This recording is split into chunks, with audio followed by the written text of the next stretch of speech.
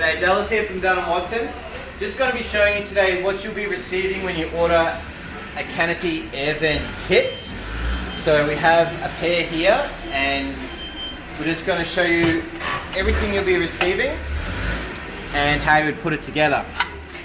So despite how they may look in the photo, they are not identical. They are very similar but not identical. You'll notice with the front one, it actually has an opening at the back here, whereas the rear one is closed off. Reason being, the front one, as you're traveling along, obviously the wind and the water is going to be pounding through here, and it has the ability to escape out the back.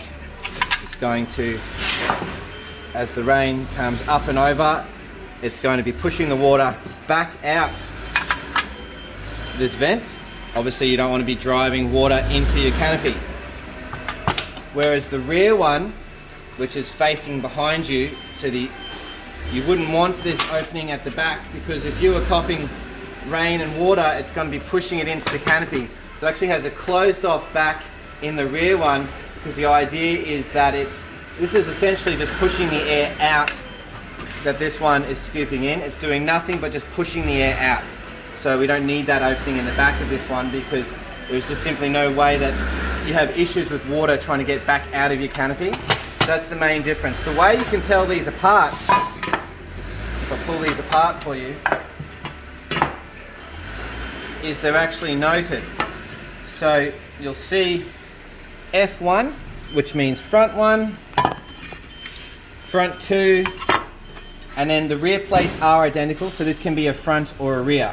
So the three pieces required for the front one are all noted with an F, and the three components for a rear one are noted with an R. So you've got R1, R2, and once again you've got your front or rear R3.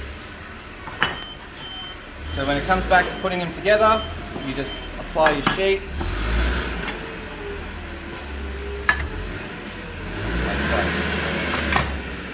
So that's how you put them together, and that's just a brief description of the difference between a front and the rear in the Canopy air vents.